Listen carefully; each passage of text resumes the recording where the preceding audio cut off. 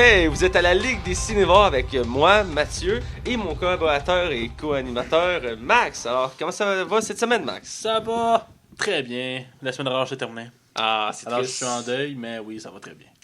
Ah, c'est toujours difficile, hein, après une semaine de vacances, hein? Ah, écoute, j'ai travaillé tellement fort pendant ma semaine de vacances. C'est clair, beaucoup gamé, comme je te connais. Peut-être. Peut-être. Je suis déçu de moi, j'ai pas écouté beaucoup de films et de séries. Pourtant, j'avais toute la semaine. C'est triste. Moi aussi, je manque de temps ces temps-ci. Je travaille beaucoup plus et ça m'empêche de pouvoir vaquer à mon hobby préféré qui est d'écouter des films et des séries. Ouais. Vu que tu me le demandes, moi aussi ça va bien. Un peu fatigué. Comme j'ai dit, je travaille beaucoup. J'ai apprécié ton retour. J'allais te demander. C'est clair. On voit que tu es empathique. Je te relance tout le temps, mon Mathieu d'amour. Ah, c'est oui, d'accord. On va rester professionnel. Je suis sadomasochiste, oublie pas. J'osais pas en parler. Tu sais ce qui est drôle de cette chose-là? Le fait que je suis sadomasochiste. Ma blonde a écouté le seul podcast qu'elle a écouté cette semaine. Ma blonde a écouté plus de nos podcasts depuis je sais plus combien de temps. Puis cette semaine, ça tombe qu'elle l'a écouté. Pour vrai, puis c'est quoi sa réaction? Elle m'en a pas parlé. Fait que c'est pire. Mais quoi, tu sais qu'elle a écouté? Elle m'a dit qu'elle a écouté le show, mais elle m'a pas dit. Ben non! Elle m'a pas mentionné ça. Soit qu'elle s'est pas rendue à la fin, ou soit qu'elle veut pas m'en parler. Je pense qu'il y a peut-être qu'il y a un malaise qui se crée, en tout cas. Ouais. Regarde-moi actualisé, je suis sûr que nos fans veulent savoir ce qui se passe avec ça. Genre. Qu'est-ce qu'on parle aujourd'hui, Mathieu? Cette semaine, on va entre autres critiquer le film Zootopia, un film d'animation, vraiment un chef-d'œuvre dans les films d'animation. Mais d'abord, on va parler des Razzie Awards, on va parler de Deadpool et le nouveau film Alien. Et sans plus attendre, on va avec nos chroniques. Les chroniques.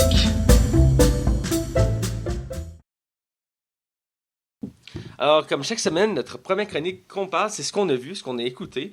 Et sans plus attendre, je vais laisser Max commencer. Max, qu'est-ce que tu as vu? Écoute, ça devrait être bref cette semaine, comme je le dis, j'ai pas écouté grand chose. J'ai continué la série Riverdale qui sort à chaque semaine. C'est basé sur les comics Archie. Ouais, je en reparlerai pas pour la millième fois. Non, alors j'ai continué. Sinon, j'ai écouté seulement un seul film cette semaine. Un film que j'ai déjà hâte qu'on va critiquer. Je le dis déjà d'avance, je spoil. On en parle dans 2 semaines. Arrival de Denis Villeneuve. Ah, tout un film. On en reparlera. J'aime ce suspense. Max aime ça me tirailler, sans vouloir me dire les réponses. Parce que même toi, tu le sais pas. Alors, tu le sais que je l'ai aimé, le film. Est-ce que c'est vraiment un bon film? Quelqu'un qui dit qu'il est pas bon, là, il mérite pas de pas être cinéma. Mais il n'y a pas d'action, tu sais. Ah, sacrément. Mais toi, qu'est-ce Mais que moi, tu cette semaine, moi aussi, ça a été un peu simple. J'ai écouté mes séries habituelles, mais entre autres ça, j'ai continué à écouter la série Bones, que je découvre au fur et à mesure des saisons. Je suis rendu à la 4e saison, sur le point de la finir. Ouais, t'en rajoutes juste 8? Ouais, techniquement, oui. À ce rythme-là, je vais avoir fini d'ici cet été. Moi, je dévore les séries. Et j'aime ça en reparler, pas pour vous énerver, mais juste pour vous donner un point de vue de la série, pour que vous sachiez quand c'est encore bon, quand ce n'est plus. Et je dirais que jusqu'à date, la série ne fait que s'améliorer.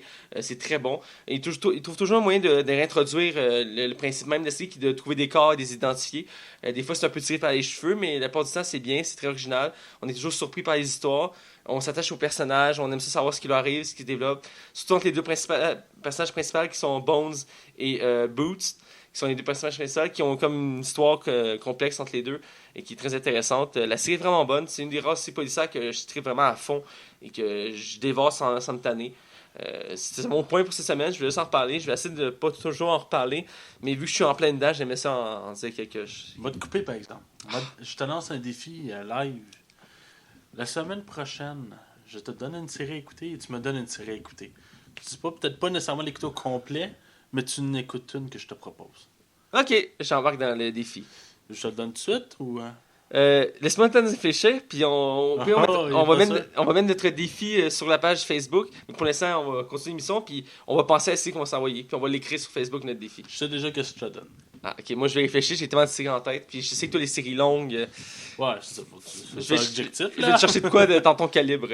Bref, ça a été la série que je vais parler. Et j'ai écouté 2 films. Un que j'avais déjà vu il y a plusieurs années, que j'ai écouté, qui est pour moi, je trouve un chef-d'œuvre, qui fait partie des meilleurs films de Tom Hanks. Apollo 13, un film historique sur la mission Apollo 13, qui a été connu pour une mission qui était un échec réussi qu'ils ont déclaré, parce qu'ils ont essayé de ramener des astronautes pris dans l'espace sur Terre, avec des moyens vraiment colossaux. Il y a des milliers de scientifiques qui travaillaient là-dessus, et toute la Terre était arrivée dans l'espace pour savoir si elle allait revenir. Et c'est un film vraiment... C'est le genre de film que quand tu écoutes le film, tu ressens les émotions, tu ressens l'adrénaline, tu ressens la peur, tu t'inquiètes, les personnages, tu as l'impression qu'ils vont mourir, puis tu vas faire un arrêt cardiaque. C'est vraiment. Il n'y a pas beaucoup de films qui réussissent à me faire ressentir autant d'émotions.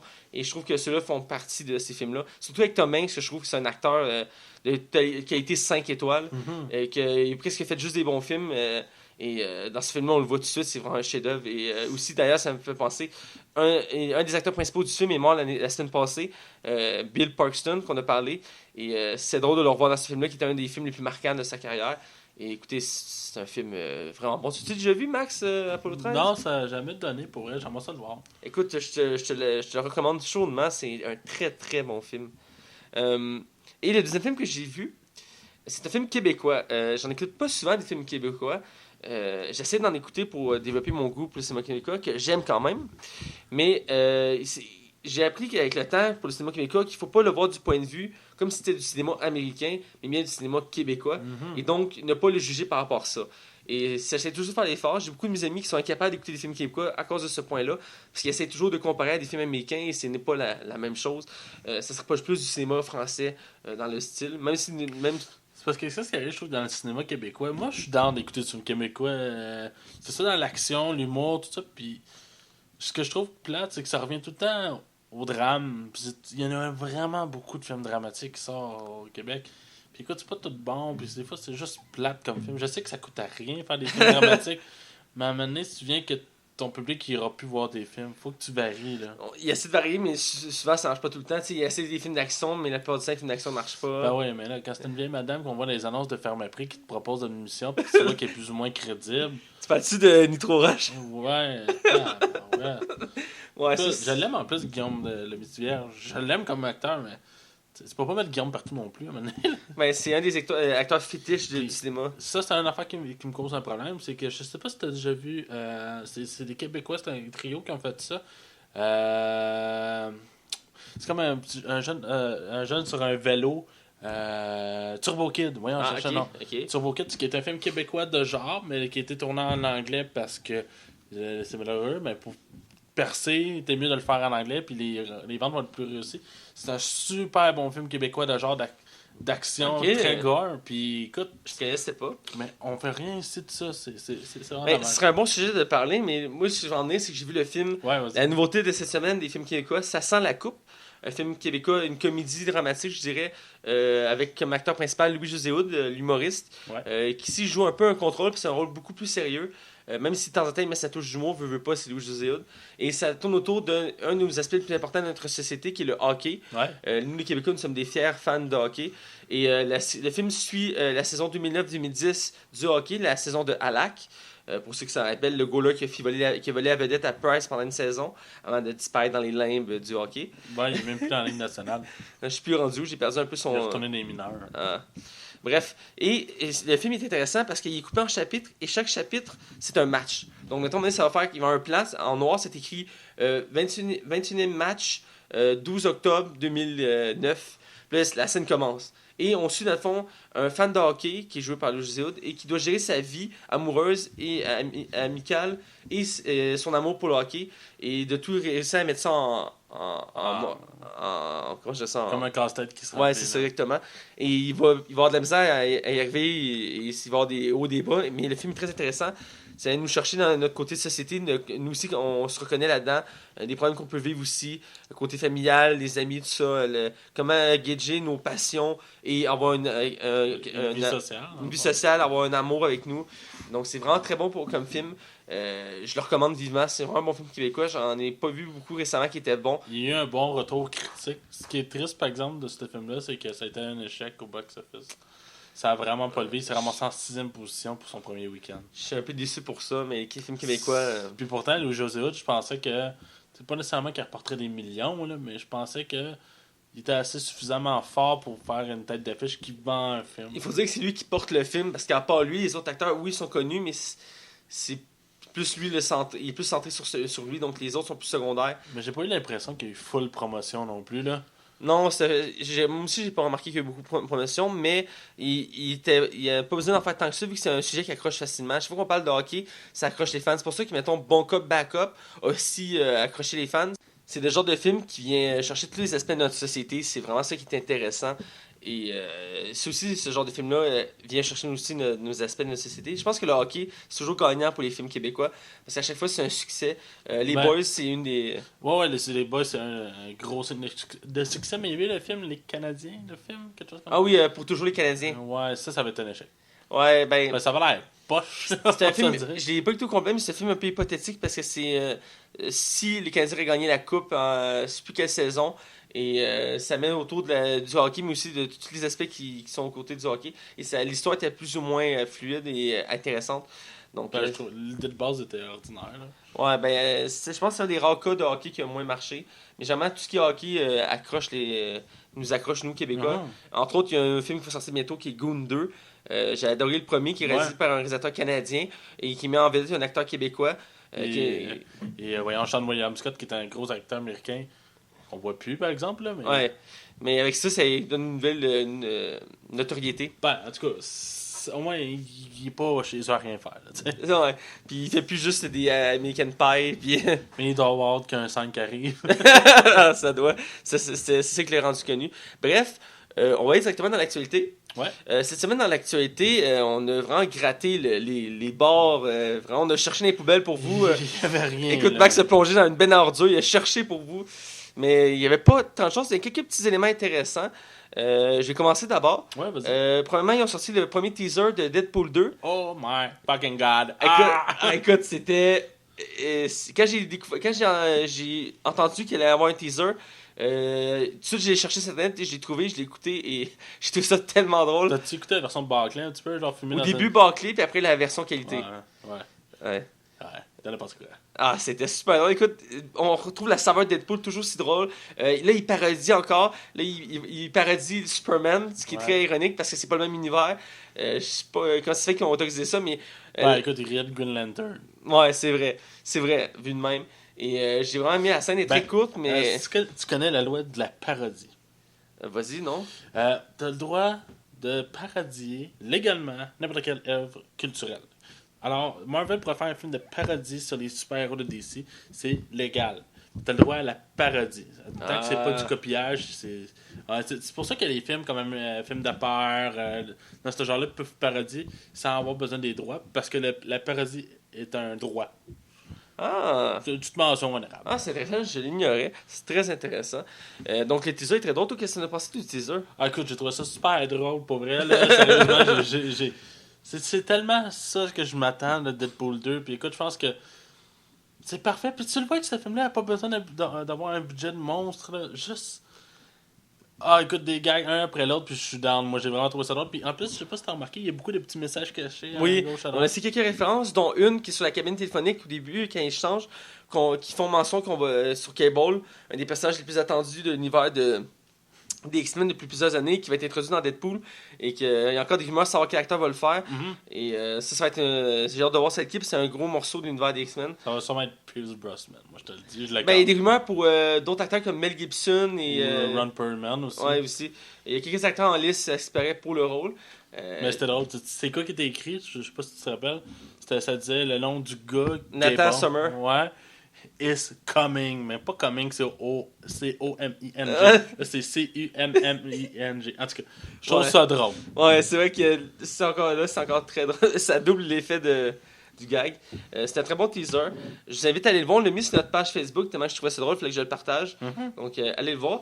Ma deuxième nouvelle, moi, je vais rester d'un côté super-héros, puis je vais laisser Max se charger un peu plus de l'autre côté, même s'il n'y a pas grand-chose. Il y a la série Gotham qui continue à rouler et à s'améliorer avec le temps. Et il ajoute de plus en plus d'éléments de l'univers de Batman. Même si des fois c'est un peu tiré par les cheveux parce que beaucoup d'éléments viennent au fait que Batman existe. Donc dans cet univers-là, Batman n'est pas encore Batman. Arrivé, non, il est adolescent. Dans ce cas-ci, ce personnage que oui, il est là avant, et qui est un peu logique à mettre, j'ai hâte de voir comment ils vont l'introduire. Ils vont introduire Ra's al Ghul dans la série Gotham. Ra's al Ghul étant chef de la Ligue des Assassins, qu'il a été déjà personnifié au cinéma avec Liam Neeson, qui l'a fait dans la trilogie de Nolan, qui a fait moi je trouve une prestation vraiment très bonne. Oh, il était très bon. Qui faisait le mentor de Batman et qui était très bon. Et là, c'est un autre acteur plus ou moins connu, qui est en train de se faire connaître au cinéma, qui est Alexander Siddig, connu pour jouer dans Game of Thrones actuellement. Jusqu'à la dernière saison, qui faisait le roi des Martels. Excuse-moi, c'est des Martels. Et il a aussi joué dans une des dernières séries de Star Trek. En 93. Et c'est un acteur que je trouve que la gueule peau, il a un teint, il a vraiment un look arabe, donc il est d'origine arabe, donc c'est indien arabe, donc il a le look vraiment plus d'un Ra's al Ghul, contrairement à l'acteur qu'il avait choisi dans la série Arrow, qui était un acteur récent dans l'univers du cinéma et qui avait un look plus américain que c'était le Ra's al Ghul, qui avait beaucoup de ses fans, dont moi. Et que j'étais vraiment déçu pour un personnage qui a tellement de charisme, de prestance, d'une histoire tellement complexe. Puis qui est très important dans l'univers de Batman. Là. Très important. Et là, il l'avait mal utilisé, puis ils l'ont fait débarrasser de l'histoire de Arrow. Et là, ils vont le ramener du premier plan avec la City Gotham. J'ai hâte de voir ce que ça va donner. C'est une nouvelle intéressante, je vais en faire mention. Et ma dernière nouvelle, parce que oui, j'ai juste ça cette semaine, c'est une autre nouvelle dans les super-héros. C'est le réalisateur du film Logan, qui répondait à quelques questions des fans et des journalistes. Et il y a une question qui est revenue, c'est pourquoi on ne va pas Dent de Sabre, le frère, demi-frère de Logan, dans le dernier film pour qu'on conclue l'histoire. Pour ceux qui ne savent pas qui se passe, dans le fond, c'est dans le premier film, le film que tout le monde essaie d'oublier, de Wolverine. Il avait introduit son demi-frère, qui lui avait 5 griffes, puis qui voulait l'adamantium lui aussi, mais il ne peut pas l'avoir parce qu'il était trop instable, et qui se bat avec son frère à la fin, tout ça. Il l'aide finalement à battre Deadpool. Ouais. Mettons, là, si on peut dire ça de même. Mettons. Parce que c'était l'acteur qui faisait Deadpool. Là. Puis je pense à ça, puis tu me corrigeras sinon, là. Mais dans le sens, il n'y a pas eu 2 acteurs en plus dans l'univers. Oui, dans la première trilogie des X-Men, là, la première, c'est un autre acteur qui le faisait, je pense que c'est dans le premier puis le deuxième film. Ouais, t'es beaucoup plus poilu, Il est blanc. vraiment beaucoup plus poilu. Et après, quand ils ont refait c'est le premier spin-off des X-Men, c'est Wolverine Origin. Et l'acteur qui était censé le faire, il n'a pas voulu le refaire. Donc, ils ont choisi un nouvel acteur. Et l'acteur. Quelque chose, Liv Schreiber. Ouais, je pourrais dire son nom, mais c'est un très bon acteur. Et qu'à la base, lui, il avait postulé pour faire le général Stryker, qui est le méchant dans le film. Finalement, il a été choisi pour faire le demi-frère. Et je trouve qu'il avait fait une bonne job pour ça. Je trouve même qu'il était plus intéressant que la première version qu'on a vue dans la première trilogie des X-Men. Est-ce qu'ils sont tous fourrés, hein, la chronologie des Ah, X-Men? écoute, il y a une de mes amies qui me posait une question, Vicky, si tu m'écoutes, me posait la question de c'est quoi l'ordre à écouter pour les films des X-Men. J'ai dû sortir j'ai sorti des algorithmes puis j'ai calculé des choses parce que c'est pas évident. La racine carrée de 88 est égale à X-Men 3 par après pour First Class. Tout ça est une corrélation avec Deadpool. What the fuck? T'sais, même Deadpool risque de ça parce que c'est tellement dur à suivre. Puis même là, ils sortent des séries des X-Men puis ils disent qu'ils sont hors de l'univers, c'est trop compliqué à gérer l'univers. Quand ils vont le reboot, là, ils sont mieux. Ça va. En 4. Ça va faire du bien. Mais là, ils ont annoncé un nouveau film, donc c'est pas pour tout de suite. Ouais. Mais. Ils ont annoncé un nouveau film. Ouais, dans le fond, au début, il pensait faire une trilogie, mais même si les derniers films étaient plus ou moins étaient mitigés, Apocalypse, il a été assez bien reçu pour qu'il y ait une suite. Et là, ça a tourné autour de Jean Grey, qui est dans le fond le Phoenix. Et dans le fond, la première trilogie était autour d'elle, parce qu'à la fin, c'est elle qui, comme le méchant, et là, Wolverine se sacrifie, tout ça. Et là, ils veulent refaire ce scénario-là, mais mieux. Avec une Jean Grey plus jeune, tout ça, et ça va être basé autour d'elle, là, cette fois-ci. Comme dans le dernier film, on l'a vu à la fin, il se transforme en Phoenix, donc... Ah, je l'avais pas vu. Contre Apocalypse, à la fin, genre, elle est debout, puis elle fait genre, se transforme en Phoenix, puis elle brûle Apocalypse. Ah, phew, parce que j'ai pas vu le film. Oh, excuse, je pensais que t'avais pas vu la... Ah, excuse, je pensais que tu l'avais pas remarqué. Mais c'est pas un gros spoiler en tant que tel, là. C'est juste une partie du combat, donc. Excuse-moi, j'ai le don de scraper les films. Mais remarque, c'est le moins bon des X-Men, fait que... Ouais, yeah. Je suis vraiment désolé, j'ai pas le don, hein. Un jour, tu vas te venger, c'est clair. Ah, ouais, j'ai hâte que tu joues à un jeu. Je fais comme les fini de même. Ah, écoute, je suis sûr que tu vas me faire ça. Je suis vraiment désolé, Max. Ben non, c'est pas grave. J'ai une grande gueule, comme on dit. Bref, tout ça pour dire que le réalisateur a répondu. Il a dit qu'il avait pensé au début de mettre son personnage avec le même acteur dans le film pour conclure l'histoire. Il avait pensé le mettre dans une certaine scène vers la fin du film pour aider Logan à une scène d'action. Et finalement, pour différentes raisons diverses qu'il n'a pas voulu divulguer, il trouvait ça superflu. Donc, il a juste pas mis le personnage. Ouais, ça fitait pas. Quoi, ça aurait pu être intéressant, non? Ben, ça a fait une belle conclusion, tu sais. La réunion de deux frères font la paix. C'est Deadpool qui arrive à la fin. Hey, what's up, plus genre, ça aurait été pas pire drôle, j'avoue. Donc là, ben ça, c'est mes nouvelles. Et je te laisse à ton tour. C'est quoi tes nouvelles? Ben, dans le fond, je vais faire un lien encore sur Logan. Parce que vu que j'avais pas beaucoup de nouvelles, j'en crée. Logan, oui. Logan est une belle réussite au box-office. C'est le film le plus rentable, classé 16 ans et plus aux États-Unis au mois de mars, pas autant que Deadpool. Là. Deadpool, là, il est vraiment haut. Hein. Il est juste avant Avatar. C'est effrayant. Fait que c'est le 6e lancement le plus gros de l'univers de la 20th Century Fox. C'est leur 6e plus gros film. Le plus gros lancement, le plus gros week-end. Il a battu le record de 16 ans et plus qui appartenait au film 300. À part ça, il a fait 85,3 millions pour son premier week-end. Puis au total, mondialement, il était à 237 millions. Il a déjà remboursé son budget 3 fois. 2 fois, excusez-moi. 2 fois. Je veux pas, c'est vraiment une belle réussite. D'après moi, il ne tapera pas le milliard, mais il va au moins taper le 700 000. Je suis content parce que les 2 derniers Wolverine avaient été un peu mal reçus, mitigés. Mais il y avait un good buzz autour de cela. Le premier était vraiment pas bon, c'est ce qui le nuit le plus. Parce que des fois, le bouche-oreille fait que le film va marcher. Puis ça avait vraiment ennuyé. Le deuxième, c'est pas tout le monde qui l'aimait, malgré que moi j'ai apprécié le film. Il y a eu quand même un retour correct. J'ai trouvé ça, avec le temps, je le trouve mieux en mieux. Mais au début, quand j'ai écouté le deuxième, j'avais été déçu. Surtout que j'étais full excité, j'étais allé le voir en 3D, tout ça, je m'attendais à beaucoup d'action. Et le film était plus centré psychologique. Là, le Logan, ça doit être pire. Là. Avec le temps, j'ai pris de la maturité. Je pense que c'est plus le genre que je m'attends. Surtout que là, c'est comme la fin de Wolverine. Ouais. Basé sur le comic Old Man Logan, même si le 3/4 des éléments peuvent pas être mis. C'est une inspiration. Ouais, c'est ça. Et ça a l'air vraiment intéressant. Surtout que c'est mon héros préféré. Ça me fait un coup de cœur. Ça me fait un pincement au cœur de le voir disparaître. Surtout après 17 ans. Là. À 17 ans. Et écoute. J'ai grandi avec ce personnage-là, littéralement. Là. Moi aussi. Je me rappelle l'X-Men quand j'étais tout petit. Puis je l'écoutais devant la TV à terre. Ouais. Sinon, c'est juste ça que j'ai à dire sur Logan. Ma deuxième nouvelle, qui va être aussi très brève. Et on parle pas de super-héros, là. Non, on parle pas de super-héros. On va parler d'Alien. Il y a le nouveau Alien qui apparaît cet été au cinéma, Alien Covenant. Mais la suite est déjà prête. Le tournage se ferait en juin. Je pense qu'ils attendent juste de voir si le succès va être là. Parce que on dirait qu'ils sont sûrs. Ils sont sûrs sur leur produit. Ils savent que le film va être bon. Alors tout est mis en œuvre pour que le film sorte déjà l'année prochaine. Là. Aussi vite que ça. Je sais pas s'ils veulent faire une trilogie rapide, là, mais... Peut-être bien, mais ils veulent relancer la saga Alien. Avec Prometheus, c'était comme la base. Là. C'est une licence à méga potentiel. Là. Ben oui. Mais c'est... En tout cas, ils sont déjà tous prêts. Toutes les cartes sont placées. J'ai hâte de voir. Écoute, Alien, c'est une série que je connais, qui est vraiment bonne. C'est une série culte. Et j'ai pas encore écouté Prometheus, il faut que je l'écoute.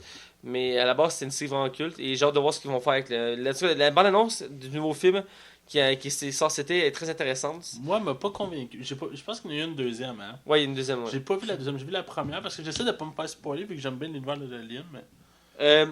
Pendant une bande-annonce, on a bien une nouvelle que je voulais parler. Et... Gardien? Non, pas Gardien. La nouvelle bande-annonce de Pierre des Caraïbes. Ah ouais, c'est vrai, je l'ai même pas vu encore. Écoute, il faut que tu la vois.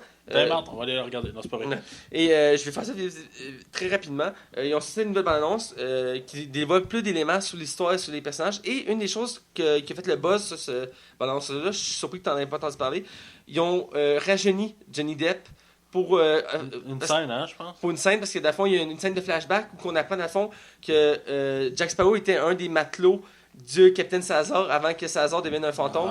Puis là, on le voit sur un bateau, puis genre une tempête, puis une guerre, puis il est jeune, il a pas de barbe, il a un petit foulard sur la tête.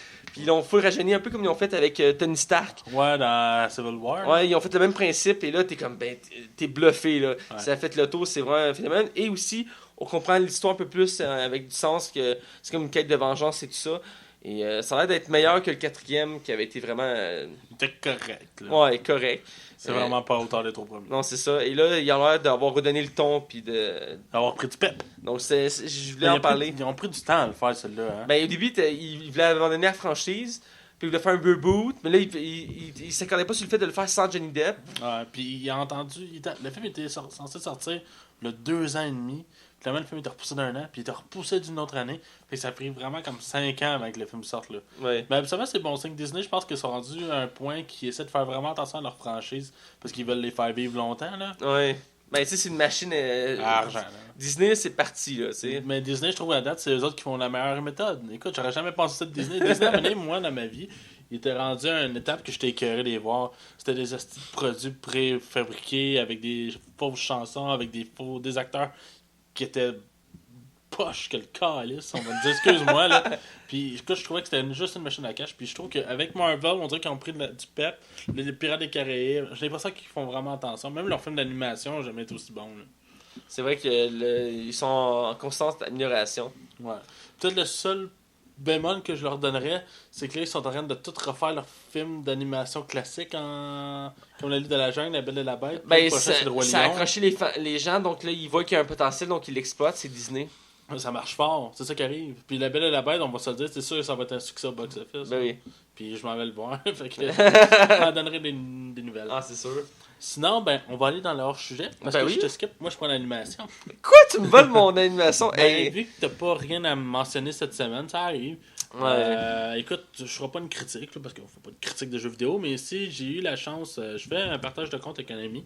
Et mon ami a acheté Horizon Zero Dawn, qui est le nouveau. Une belle exclusivité de PS4. Ouais, exactement. C'est comme un RPG avec des robots. C'est comme si les robots avaient pris la planète, puis que la planète avait repris ses droits, puis que les plantes ont repoussé, puis que c'est tout revenu comme, pas des Indiens, là, mais comme des Autochtones, si tu veux.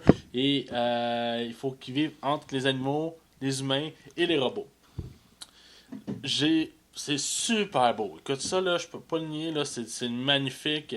L'animation est super. L'intro de départ pour le jeu, t'es embarqué, t'es investi, t'es curieux. Mais où que je trouve que le bas blesse, puis là, je vais me faire insulter. Puis c'est super bon, hein. C'est vraiment pas un mauvais jeu, loin de là. Mais. C'est tellement Far Cry. Ah, sacrement! Non, mais écoute, j'adore Far Cry. J'aime vraiment ça, cette franchise-là. Puis écoute, ça me déplaît pas. Mais la map est pensée comme Far Cry. Le loot est pensé comme Far Cry. Tout est pensé comme Far Cry. Les blessures, c'est comme Far Cry, là, tu Non, arraches un bout de verre dans la main. Non, là, mais t'as quand même une barre verte puis une barre. On dirait surtout Far Cry Primal. On dirait que my God. l'inspiration vient vraiment de ce jeu-là. Puis pourtant, Far Cry Primal, c'est comme un Far Cry très insipide, qui est bien, mais qui est pas. Tout le monde a oublié, là, tu sais. Ouais. Puis tu sens que ça a été une des inspirations les plus fortes. Puis on va me dire probablement que j'ai tort, mais écoute, moi ça me saute au visage, là, c'est évident. Puis j'ai fait jouer un ami aussi cette semaine, puis même lui il a dit que c'est Far Cry, là. Fait que c'est dur. Moi j'ai de la misère à le recommander à du 90$. À 40$ sauter dessus, mais 90$, si vous avez pas trippé Far Cry, là, passez votre tour. Surtout que c'est annoncé comme une des plus grosses exclusivités de la PS4. Il y a des notes à tomber sur le cul, c'est un des meilleurs open world. Ouais. C'est super bon, là. C'est pas ça, mais je le vois pas en quoi il se démarque plus qu'un autre, outre que les robots géants, là. Ouais, je comprends. Parce que, tu sais, je vais te donner une idée de comparaison. Tu les as fait les Far Cry? Oui, oui. Je sais Sauf pas- le dernier. Ouais, bah c'est pas grave, tu sais. Mais pour donner une idée, il y a un dinosaure robot qui se promène, puis lui, il faut que tu montes au bout de en haut de sa tête pour pouvoir débloquer toute la carte. Ok. C'est une idée, ça te donne une idée. T'as des plantes qui ont un signe dessus, puis toutes les plantes que tu ramasses vont te servir à faire des plantes pour te guérir. Vois-tu où je m'en vais, là? Oui, je vois où tu t'en vas. Quand tu tues un robot, tu peux prendre son loot pour créer des balles pour tes armes. Ben, tu sais, des balles, ça va être des flèches, des pièges électriques. Fait que tu sais, tu le vois que l'inspiration est très forte de Far Cry, genre. Fait que, en tout cas, c'est un bon jeu, mais je peux pas le recommander à 90$, c'est pas vrai. Écoute, je m'attendais pas à ce que tu dises une note comme ça. Je pensais que ça allait être mieux que ça. Mais Ben, je pense que ça s'accroche plus aux fans. Ceux qui aiment les Far Cry, ils vont aimer ça. Mais si vous aimez pas le genre de Far Cry, c'est sûr que ça va être. mais il y a un vrai bon scénario. Il y a vraiment une histoire, il y a une profondeur, les personnages sont attachants, t'as envie de savoir. Puis le jeu te met, mettons, après la première heure, un mystère dès le départ, t'es comme oh shit, je veux savoir. Je l'ai pas fini le jeu encore. J'aime ça quand ça fait ça comme effet. Fait que t'as goût de le faire, puis t'as goût de tout faire aussi. Parce que plus que tu fais tout dans le jeu, plus ton personnage va venir puissant puis meilleur. Et une autre chose avant de finir là-dessus, il y a des side quests dans le jeu. Puis chaque side quest a un scénario vraiment avec une profondeur. Moi, j'aime ça quand les jeux sont profonds, qu'il y a un bon contenu. Moi, j'aime les RPG quand on a l'impression que c'est infini, qu'il y a infiniment de choses qu'on peut faire comme The Witcher, Skyrim, Borderlands. C'est des jeux que j'aime ça parce qu'il y a une durée de vie énorme et on peut faire beaucoup de choses. Même Batman Arkham le fait bien. Oui, Même si c'est pas un RPG, là. Ben, les mondes ouverts, c'est de plus en plus à la mode et j'adore ça, moi. Puis il y en a beaucoup qui critiquent ça pour certains points. C'est trop vaste, il y a pas assez de C'est la choses. facilité aussi. Ouais, c'est long, tu sais. Et non, moi j'aime ça, ce genre-là. Et exemple, là, ils vont sortir le nouveau Ghost Recon en monde ouvert, c'est le premier. Non, Et je sais que toi, tu l'as trouvé. Moi, j'ai pas aimé, mais je sais que les critiques sont sorties aujourd'hui, là. Il y a eu 84 sur 100, là. C'est très bien, là. Ouais. Mais c'est pas moi qui vais l'acheter. Tu l'achètes-tu demain, finalement? Je sais pas, je vais l'acheter tout de suite demain, mais je prévois de l'acheter bientôt. J'ai une petite rentrée d'argent substantielle qui vient d'arriver, un petit héritage. Rien d'important. Ouais, c'est ça. Bref, je vais sûrement me l'acheter bientôt parce que je sais que j'ai un de mes amis, j'ai joué avec lui à bêta et on avait trippé de jouer ensemble. Et je sais que j'ai un autre de mes amis qui veut jouer avec nous parce qu'il lui trippe juste ses jeux de shooter. Bon, tu me paieras ma copie puis je vais jouer avec toi, promis. Si Ça si marche pas de je te dois assez d'argent, peut-être je ferais ça, mais pour l'instant, je te dois pas assez. Non, effectivement. Bref, je pense sans plus attendre, on va être dans la zone cinéma. Ouais. Alors, zone cinéma.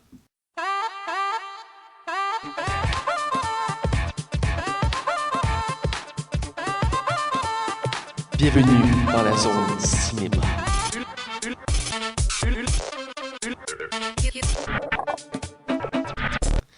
Alors, vous êtes de retour, on est dans la zone cinéma et cette semaine, je vais parler d'un autre gala qu'on n'a pas parlé encore et qui a eu lieu récemment. Chaque année, c'est une tradition, il y a les Oscars, mais aussi depuis maintenant 31 ans, il y a les Razzie Awards Ouais. qui se déroulent toujours avant les Oscars, une journée avant. Comme quoi que moi je suis les Oscars et toi t'es les Razzie. Écoute, pourtant on devrait être l'inverse, tu détestes tout ce qui est film, donc... C'est vrai. Mais j'aime tout ce qui est bon, moi. Ah, Vas-y, va chier, vas-y. va chier. Bref, j'avais décidé cette semaine d'en parler. Pour ceux qui ne connaissent pas les Razzie Awards, à fond, c'est une cérémonie durant laquelle on récompense les pires films, acteurs, scénaristes, réalisateurs, producteurs du cinéma de l'année. Un peu, c'est l'inverse des Oscars. Donc, ils ont été créés il y a 31 ans de ça comme contrepoids aux Oscars. Parce que les Oscars, eux, étaient là pour féliciter et encourager le cinéma, mais ils mettaient jamais en phase les pires choses. Parce qu'on fait pas d'omelette sans casser deux. Donc, c'est écrit dans cette optique-là, c'est de montrer les pires choses du cinéma pour qu'on soit conscient de ce qui sont les pires choses et de ne pas répéter les mêmes erreurs. Donc, ils ont eu lieu, c'est la 37e fois qu'il y a eu lieu. Et je vais vous faire grosso modo un bilan complet des prix, en commençant avec le pire scénario. Ok. Ce qui est intéressant des réservoirs, c'est qu'il y a beaucoup de concurrents pour les mêmes prix, puis même des fois, c'est des concurrents qui c'est pas nécessairement un acteur ou une personne, des fois c'est des groupes ou des figurants. C'est vraiment très drôle, c'est la force des réservoirs. Je vais revenir un peu à la fin de ma rubrique. Et pour le pire scénario, le gagnant, je pense que Max t'es pas surpris. Non. Batman vs Superman, l'Aube de la justice, scénario de Chris Terrio, celui qui va être en train d'écrire le nouveau Batman, check it out. Et David C. Goyer, on va dire que c'est David C. Goyer qui a mal fait sa job, qui a gagné face à Dirty Papi. Le film avec Robert De Niro qui fait un grand-père qui part avec son limite pédophile. Là, ouais, limite pédophile avec son neveu, son petit-fils, joué par Zac Efron, que j'ai vu, qui me dit quand même pas si pire, mais vraiment très simple. Pauvre Robert De Niro, il vaut tellement mieux. C'est ça, j'étais surpris dans ce rôle-là pour lui. Ou c'est qu'un autre film que j'ai aimé, que j'étais surpris, qui a été nommé plusieurs fois, qui est Les Dieux de l'Égypte. Un film basé sur la mythologie égyptienne que j'ai quand même trouvé bon. Ouais. J'ai quand même trouvé bon. T'as trouvé ça bon? Ben, c'est correct, j'ai passé un bon moment avec mes amis, on a trippé, on s'entend. C'est sûr que tu ris tout le long, là. Mange la merde. Et suivi d'un autre film qui lui a gagné beaucoup de prix, c'est le grand gagnant des Razzie Awards, qui est le film Hillary America, The Secret History of the Democratic Party. Qu'est-ce que c'est ça? Ça doit être la merde. Je vais revenir plusieurs fois là-dessus. C'est un film documentaire sur l'histoire du Parti démocrate par rapport les dernières élections. Donc, on suit en parallèle les élections d'Hillary Clinton et de l'histoire des partis démocrates et pourquoi le parti ici, c'est le pire parti. Le film, le documentaire montre que c'est le pire parti. Il était vraiment, écoute, il y a eu 4%. Tomato ont donné 4%. Attends une minute, je veux comprendre. Ce film-là a été basé contre le parti d'Hillary, c'est ça? Ouais. Par quoi? Par l'assemblée de Trump ou ça n'a même pas rapport? C'est carrément du monde qui c'est aimait fait pas Hillary. fait par Dines D. Souza, qui est un conservateur républicain, Ouais, évidemment, là. on s'entend, et qui a joué son propre rôle dans le documentaire et qui a voulu mettre en face vraiment le côté sombre du Parti démocrate et d'Hillary Clinton. Mais c'est salissage? C'était vu comme ça, c'est pour ça qu'il a été très critiqué. Ben oui, clairement. Et il y a eu 4% par Tomato. C'est un des films les plus mal cotés de toute l'histoire de... Ouais, et d'ailleurs, c'est la première fois qu'il y a un documentaire, je vais en ai plus tard, mais je vais en reparler tantôt. Parce Ok, regardez, faut regarder de la viande. Ouais. Et il y a eu deux autres films. Un que les deux derniers, tu les as vus et je les ai vus. Mais en fait, t'en as vu un, puis j'ai pas vu l'autre. J'ai vu deux, ouais. C'est ça, bref. Deux mauvais films. La suite du jour d'indépendance, Oh mon dieu, c'est terrible. qui a eu le pire scénario. Ah, Et il y avait un scénario? Ah, non, ben- je peux pas le mettre là-dedans, il n'y a pas de scénario. Et Suicide Squad, que j'ai trouvé quand même... La version que j'ai trouvé bonne, et toi, tu l'as pas aimé. Ben, c'est comme je le dis souvent, j'ai pas détesté ce film-là, mais Suicide Squad, je suis comme... Il n'y a pas de scénario aussi. C'est quoi le scénario de Suicide Squad? C'est un groupe d'élite qui est pogné là? C'est un groupe de méchants qui sont forcés d'être des héros pour sauver l'humanité. C'est le principe de Suicide Squad. Mais techniquement, ils sont même pas là pour sauver l'humanité. Ouais. Ils se font envoyer à la fin parce qu'il y a quelque chose qui se passe dans la ville, parce que Batman, il est caché. Bref, ça c'est pour le scénario. Je vais te demander de monter le tableau. Là, on va dans les pires réalisateurs. J'en parlais tantôt, c'est le grand lauréat de ce gala-là. Il a gagné, je pense, 6 ou 7 prix. C'est le film Hillary America de Secret Service, je le répéterai pas à chaque fois. Hillary America. C'est le réalisateur que je parlais tantôt, qui est Dinels D. Souza, qui a gagné le prix. Contre le réalisateur de la suite de Jour d'indépendance. Le gars de God of Egypt, Batman, il y a beaucoup de films qui se répètent. Le film Zoolander 2, fait par Ben Stiller. Très triste, pareil. Ben Stiller, il est souvent nominé dans les Razzie Awards, dans ceux qui étaient le plus nommés. Pour vrai? Par anecdote, ouais, il y a beaucoup de ces films qui ont été là-dedans. Pourtant, il a pas fait juste de la il a gagné le prix du pire acteur pour son rôle de Zoolander 1, il me semble, je suis plus sûr. Pourtant, Zoolander 1 est un très bon film. Il y a des ironies, anecdotes intéressantes. Il y a des acteurs qui ont gagné le Razzie et l'acteur du meilleur acteur la même année, les deux, pour le même rôle. C'est déjà arrivé qu'il y a une actrice, je pense que c'est Joanne Roberts, je me rappelle bien. C'est Halle Berry, c'est pas-tu? Il y a aussi Ali Berry qui l'a eu, il y en a eu Sandra deux. Bullock. C'est Sandra Bullock, merci. Sandra Bullock et Ali Berry ont gagné l'Oscar de la meilleure actrice et le Razzie de la pire actrice la même année. Ouais, c'est ça, c'est rare que ça arrive. Ça. Mais c'est rare, mais ça arrive deux fois. Les deux, ils sont allés chercher leur prix, puis ils l'ont assumé. Ouais, ils l'ont assumé, c'est vrai. Donc, ça, c'est pour les réalisateurs. C'est les mêmes films que j'ai dit. Après, l'autre catégorie, c'est une catégorie qu'il n'y a pas dans les autres galas. Ça, c'est vraiment une catégorie unique en son genre. C'est pire préquel, remake, plagiat ou suite. C'est vraiment très explicite. Et le grand gagnant, ben, c'est Batman vs Superman. Surprise! contre quand même des gros films qui est Alice de l'autre côté du miroir, qui est la suite du premier. Ouais, c'est vrai. Aussi, la parodie de 50 nuances de gris, qui est 50 nuances de noir. Le Jour d'indépendance, c'est un film que tu as adoré. Ninja Turtle 2, que j'ai pas eu la chance d'écouter encore, que j'avais quand même aimé le 1 parce que j'étais nostalgique, j'avais adoré la série quand j'étais petit. Et Zoolander 2, qui a été quand même une très grande déception pour moi. Donc, Batman Superman sans surprise. Et là, tu vas trouver ça drôle. Pire combinaison à l'écran. Grand gagnant. Ça, c'est une catégorie aussi très unique. J'avoue qu'un des nominés me fait rire. On va revenir dans 2 secondes, mais le gagnant, c'est Ben Affleck et son meilleur ennemi, Henry Cavill, dans Batman Superman, l'Aube de la Justice, dans le fond, pour le pire combo qui était Batman et Superman dans leur film. Ils ont gagné le prix ensemble. C'est c'est les seuls qui font des catégories comme ça vraiment particulières. Et dans les nominés, c'est ça qui est très drôle. On a le suivant était n'importe quel égyptien, dieu ou mortel dans les dieux de l'Égypte. Le deuxième, c'était Johnny Depp et son horrible costume dans Alice au Pays des Merveilles 2. Le casting composé de comédiens autrefois respectés dans Beauté cachée. Oh mon Dieu. Tyler Perry, son éternelle perruque dans Boo à Madeleine Halloween. Et Ben Stiller et son pote pas très drôle, Owen Wilson, dans Zoolander 2. C'est vraiment écrit tel sur la liste des nominés. Je te crie. C'est ça qui est très drôle. Après, l'autre prix était le pire second rôle féminin. Ça, c'est quand même surprenant. C'est une actrice qui est très en vogue en ce moment. C'est Kristen Wiig, une actrice qui était connue par SNL, qui a joué dans Zoolander 2, et c'est ça qui a donné le prix pour son rôle de Kelly Campbell. Les cerveaux est celui de Alexandria Atos dans Zoolander 2. Dans le fond, elle a gagné le prix pour 2 rôles. Ça arrive des fois. Et elle était contre quand même une autre grande brochette d'actrices, dont Julianne Hough, qui jouait l'actrice principale dans Dirty Papi, qui faisait la fille qui tourne autour de Zac Efron. Kate Hudson. Qui est respectée quand même, là. Ouais, qui est quand même très respectée. Kate Hudson, qui est une autre actrice très respectée, qui a joué dans une comédie. Je ça des mères, que c'était vraiment de la merde. Ouais, Audrey Plaza, dans le même film, où elle faisait genre une fille un peu.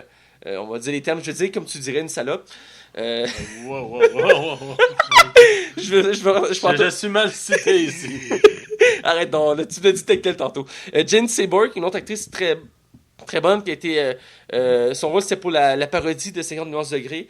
Et finalement, Stella Ward, elle, je ne la connaissais pas, pour son rôle de l'actrice principale dans Le Jour d'indépendance. Peut-être tu sais c'est qui. Celle qui avait le rôle principal féminin dans. Second rôle, excuse-moi, féminin. L'asiatique. Ça se peut, ça c'est la seule que je connaissais pas de la gang. Pire second rôle masculin, ça je l'ai trouvé quand même drôle. c'est Jesse Eisenberg pour son rôle du méchant Nemesis de Superman, Lex Luthor dans le film Batman vs Superman. Le film revient souvent dans les Razzie Hour. Oh, ouais. Je sais pas si t'es surpris de ça. Non, pas en tout. Il était quand même contre une grande brochette d'acteurs qui auraient pu tous l'avoir cette fois-ci, dont Nicolas Cage, qui va pas bien en ce moment, pour ce rôle dans son dernier film qu'il a fait, Snowden. Il joue dans Snowden? Il fait un rôle d'un personnage, j'ai pas encore vu Snowden, mais il fait un second rôle qui espérait qu'il est vraiment pas crédible et tout Très ça. médiocre, hein? Encore une fois, Johnny Depp pour son rôle du Chapelier Fou dans Alice au Pays des Merveilles 2. Will Ferrell dans ce rôle du méchant dans Zoolander 2. Ouais. Il avait mieux dans le premier que dans le deuxième. Ben, il est pas là longtemps en plus. En plus, c'est très secondaire. Jared Leto pour son rôle du Joker dans Suicide Squad. Pas d'accord, lui. Ben, Ça a été une de mes surprises. Je m'attendais pas à ce qu'il soit là. parce qu'autant que Suicide Squad, c'est vraiment ordinaire comme film. Jared Leto, je trouve qu'il s'en sort particulièrement très bien. Hein. C'est lui, un de ceux qui s'en sort mieux. Et Owen Wilson, pour son même rôle qu'il a fait dans le premier, dans Zoolander 2, lui était très critiqué pour le deuxième parce qu'il était beaucoup moins drôle et il était un peu différent de son rôle de son premier film. Il était très critiqué pour ça. Là, on va dans les rôles principaux. Donc, pire actrice, c'est pour Becky Turner. C'est là qu'on rentre dans le documentaire que je parlais tantôt. Becky Turner pour son rôle de Hillary Clinton dans Hillary America, The Secret History of the Democratic Party. Parce que c'est un film documentaire, donc dans le film, il y a des séquences qui sont tournées pour refaire des événements qui ont eu lieu. Okay. Donc c'est une actrice vraiment pas connue, j'ai essayé de chercher des informations sur elle, il n'y a rien qui est sorti, mais elle se paraît c'était vraiment pas crédible, c'est une des choses qui a fait que le film n'a pas marché. C'est sa performance dans certaines scènes. J'ai pas vu le documentaire, j'en parle sans vraiment en connaître. J'ai m'enseigné, le film a été démoli. Peu importe qui a joué dedans, ils ont tous été ramassés. Le réalisateur a dit que c'était la faute des fans de Hillary qui se vengeaient pour l'élection de Trump au pouvoir. Ils ont dit qu'ils ont descendu sur parce que le film était sorti l'été avant les élections et les gens ont dit que le film était descendu uniquement parce que Hillary n'a pas gagné les élections. Donc c'est ça pour la pire actrice. Il y a quand même une grande brochette. Si Max veut bien remettre le tableau, il y a quand même une grande brochette d'actrices qui a été mise en liste. Parce que même si c'est les pires, il y a quand même beaucoup d'actrices qui sont nommées dedans. Entre autres, il y a Megan Fox, qui elle a essayé un peu de sortir de ses rôles de fille de fille belle de service. Ouais. Et que là, c'est pour son rôle de April O'Neil dans Ninja Turtle 2 qui a été nominé. Il y a aussi Tyler Perry pour son rôle de Mabel Madea Simone dans Boo Amedea Halloween. Ça me dit rien, c'est quoi Boo? Je pense que j'ai entendu vaguement parler, mais c'est pas que ça a été un des pires films de l'année. Tout le monde s'entend pour dire ça. Je pense que c'est un film une comédie d'Halloween, un truc du genre. J'en ai entendu vaguement parler, mais on m'a dit que c'était vraiment très mauvais. 2 étoiles sur 5. Julia Roberts, c'est pas la première fois qu'elle est nommée. Oui. C'est d'ailleurs celle que tu vois là. Tyler Perry, c'est pas un gars, c'est ça que je me disais depuis le début. Ah, c'est vrai que non. Julia Roberts, qui a été nommée plusieurs fois au Razzie Award pour son rôle dans Joyeuse Fête des Mères, comme dit que c'est elle qui est l'actrice principale, et là, c'est vraiment. C'est un rôle vraiment cliché, c'est ce qui a valu cette nomination-là. Et Naomi Watts, pour 2 rôles. Ça, c'est quelque chose d'intéressant. Pour son rôle dans le dernier Divergence, où elle fait Evelyn Johnson-Eaton, et aussi celui du docteur Mary Portman dans Oppression. Donc, elle a été nommée 2 fois dans cette catégorie-là pour ces 2 rôles-là. Surtout que le dernier Divergence, c'était celui qui a été qui a moins marché. Qui a moins marché, qui a détruit un peu la saga parce qu'il était censé en faire un 4e, et pour l'instant... Ouais, parce qu'il reste un livre. Hein? Ouais, il reste un livre, et là, pour l'instant, c'est mort. Parce que là, ils veulent le faire en série pour que ça soit moins coûteux. L'actrice principale ne peut plus le faire. Mais Steller, il est pas down à faire un film série, là, dans le fond, qu'il disait aussi. Ouais, et c'est parce que le projet Divergence est en train de tomber à l'oubli. Je pense pas qu'on va voir un 4e de sitôt. Pire acteur, ça aussi, c'est très intéressant. Quand j'ai dit que c'était le documentaire qui a gagné la majorité des prix, c'est le cas. Le pire acteur, c'est pour son propre rôle d'Inès Del Souza, qui est le réalisateur aussi du film, qui est un conservateur républicain qui a réalisé le documentaire. Qui était quand même contre une autre grande brochette d'acteurs. Dont Ben Affleck pour Batman, Gerard Butler pour son rôle de Seth dans God of Egypt, et celui de Mike Banning dans La Chute de Londres. Dans le fond, c'est l'acteur principal dans le film Les Dieux d'Égypte. Il y a Henry Cavill pour son rôle de Superman, Clark Kent dans Batman Superman, Robert De Niro pour son rôle du grand-père louche pédophile dans Dirty Puppy, et encore une fois Ben Stiller pour ce rôle de Derek Zoolander, un de ses rôles cultes dans Zoolander 2. Autant que j'ai pas aimé Batman vs Superman, je suis content que ce soit pas Ben Affleck qui peut gagner. Il méritait pas, là. Il méritait pas. Mais il méritait de gagner le pire acteur, mais non, il méritait pas de gagner le pire acteur parce qu'il était bon dans sa performance. Ouais. Ironiquement. Dans les choix qu'il y avait là, à part lui que je connaissais pas, l'autre que j'aurais dit, ça aurait été sûrement Robert De Niro ou Ben Stiller. Pauvre Robert De Niro. Ça l'a ramassé pour sa carrière. Je trouve ça dommage pour Mais lui. je pense qu'il s'en fout maintenant. Il est comme. Bah, je le fais parce Tu sais, que il est en c'est fin de carrière, faut dire. Là. Ouais, vraiment. Là. Dernière catégorie, après je vais revenir sur 2-3 anecdotes. Le pire film. Comme je dis, le grand gagnant de ces razzias-là, c'est le documentaire Hillary America, The Secret History of the Democratic Party. Ouais. Ce que j'ai eu des commentaires, c'est pareil, ça vaut le détour pour voir comment pour voir la vision des républicains. C'est un bon film pour voir ça. Qui est en liste contre tous les films qu'on a nommés tantôt, c'est les mêmes. Donc Batman vs Superman, Dirty Puppy, God of Egypt, Jour d'indépendance, Zoolander 2. Et c'est le grand gagnant, sans surprise. Et c'est lui qui a le plus de prix. Je vais aller avec 2-3 anecdotes avant de conclure ma. Je pense qu'il est égal avec Batman. Ouais, c'est ça, il est égal avec Batman et Superman avec 4 prix chaque. Pour finir, vraiment global, les récompenses, celui qui en a gagné le plus, c'est Batman vs Superman 4 et Hillary 4. Dans les nominations, celui qui en a le plus, c'était Batman et Zoolander 2, suivi de Dirty Party, God of Egypt et Hillary. Finalement, pour 3 nominations, il y avait Alice du côté de Miroir qui n'a rien gagné. Et le film d'Halloween bizarre qu'on a parlé, qui n'a rien gagné. Et il y en avait 2 pour tous les autres films qui étaient nommés, dont Suicide Squad, Ninja Turtle 2 et le dernier Divergence. Et aucun d'eux a gagné des prix. Ça, c'est pour le résultat. Je vais avec des anecdotes. La semaine passée, on a parlé de 50 nuances degrés. L'année passée, c'était le grand gagnant des Razzie Awards. Ouais, je pense qu'il avait tout raflé. Il a quasiment tout raflé. Je pense qu'il y a une ou deux catégories qui n'a rien raflé. Et il avait gagné, entre autres, le pire acteur pour Une planche de bois et une pire actrice pour Dakota Johnson. Si tu te rappelles de la référence que tu avais dit la semaine passée, qui était Une planche de bois. Écoute, c'était assez intense. Et il y avait pire scénario, pire réalisateur, pire film. Il avait tout gagné. Et je l'ai allé avec 2 anecdotes encore avant de finir.